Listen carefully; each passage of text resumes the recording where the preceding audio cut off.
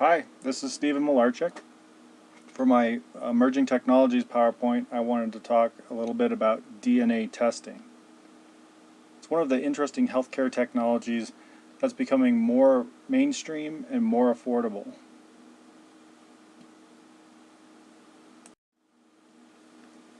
DNA stands for deoxyribonucleic acid. It's found within the chromosomes of cells, usually in the cell nucleus and sometimes in the mitochondria. DNA is made from sequences of the amino acids such as adenine, guanine, cytosine, and thymine. The DNA is like a blueprint for our makeup. It's the hereditary material and information that we received from our parents and that we will pass on to our children. It's all of the instructions that we need to develop, survive, and reproduce as humans.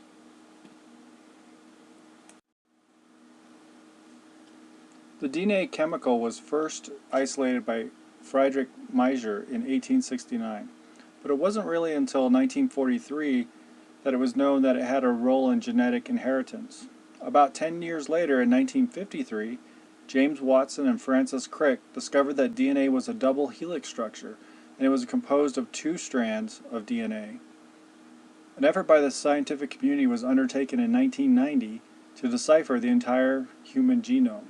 That was called the Human Genome Project. It was a task that took over 10 years to complete. The same DNA sequencing today that took almost 13 years can be completed in mere hours.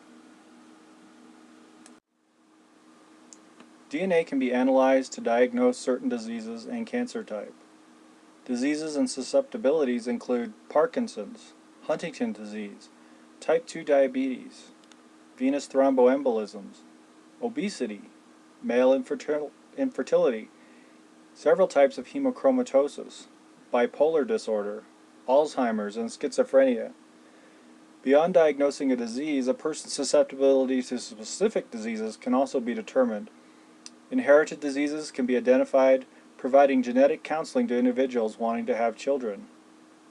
The American Medical Association stated that there are over 2,000 tests available to physicians to provide in the diagnosis and therapy for over 1,000 diseases. Medications can also be custom engineered to work better with a person's biochemistry and genetic makeup. Many drugs currently available are kind of a one-size-fits-all nature. They don't always cause the expected effect in everybody.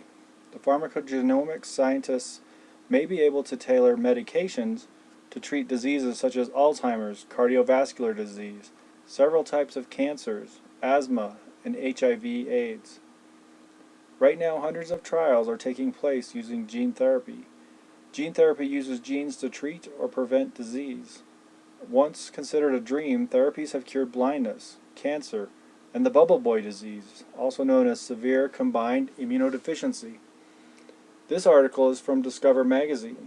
It highlights a patient named Caitlin DeMerchant that was successfully treated for severe combined immunodeficiency with gene therapy. But this article is from 6 years ago, from 2009. Gene therapy has advanced enormously since that time. DNA is also used to determine paternity in court cases. DNA is also used in the area of crime science, forensically testing samples to determine victims and perpetrators. DNA has been used in agriculture to increase yields, increase hardiness to withstand inclement weather conditions, drought, and pesticides. An important use for DNA has been the manufacturing of recombinant DNA medications. Many medications that we use today are created by this technology. DNA is used to program microbes to make medications. This reduces allergies, improves quality control, and gives a more stable product. Some of the things that we get from recombinant DNA technology are insulin, vaccines, human growth hormones, monoclonal antibodies, interferons, and antibiotics. Headlines such as this are the new normal. DNA technology is being exploited for a myriad of uses.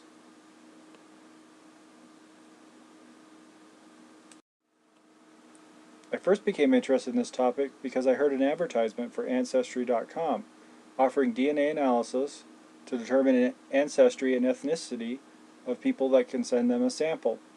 This is just the beginning of the consumer DNA applications. This company, called 23andMe, a reference to the 23 chromosomes that make up DNA, had been stopped by the FDA from advertising DNA testing as health testing. That happened in 2013. This company is taking the lead in appealing to the FDA to get individual tests approved. Over 200 tests. Most of these tests analyze saliva samples sent in by the consumer. An article by Robert Hoff in the MIT Technology Review reviews the testing and the company's interaction with the FDA. An interesting piece of information in this article is that Genentech has contracted with 23andMe to help it recruit breast cancer patients who had taken its drug Avastin in order to assess their response. Of course, you might know Genentech from other products that they've made, such as TPA. If 23andMe is able to successfully navigate the FDA process for one of these tests, the first they are trying to do is for Bloom syndrome, a deadly inherited disorder causing cancer in 20-year-olds, then a template will be established to quickly approve other tests. The article has an interesting chart about the cost of sequencing a whole genome. This chart is from the same article from the MIT Technology Review. You can see in 2001, when the Human Genome Project was wrapping up their data collection, it cost around $100 million to sequence one human genome. It's now under $10,000 to do the whole genome. And like we said earlier, instead of taking years, now it takes hours.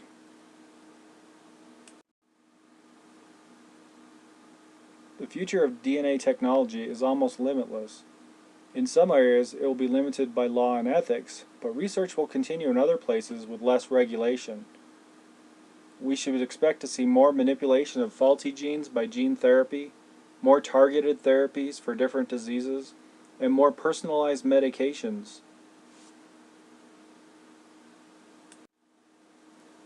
So as nurses, what are the implications for us? Well, we need to be able to keep up with this technology.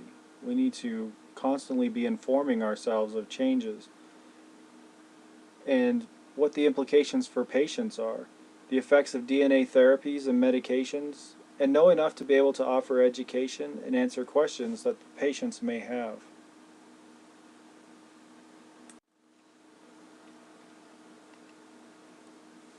When we look at laws and policies, the big one is the GINA Act, as we've already studied in the class. The Genetic Information Non-Discrimination Act, or GINA, exists in the U.S. to protect the privacy and use of genetic information. As DNA technology increases, new technology becomes available and becomes more available and affordable, laws will have to change to protect patients' privacy and information availability. One of the concerns is that a person who uses a company to get genetic testing done, does the company own that information? Can the company share that information, either in aggregate or individually? Sort of like how they would sell your mailing address or phone number to other companies. How well protected is the company's computers and files? Is there recourse if the information is stolen from the company? Many of these issues are still in a gray area and will need to be sorted out by policymakers. So in summary, DNA technology is changing at an exponential rate. It's one of the emerging technologies that's going to change medicine in the future. It's difficult to know what uses scientists will find for this information. As nurses, we need to know as much as possible about available technologies so as to be able to adequately counsel and educate our patients. As nurse practitioner providers, we need to be able to know enough to be able to recommend referrals and to know about new therapies for disorders.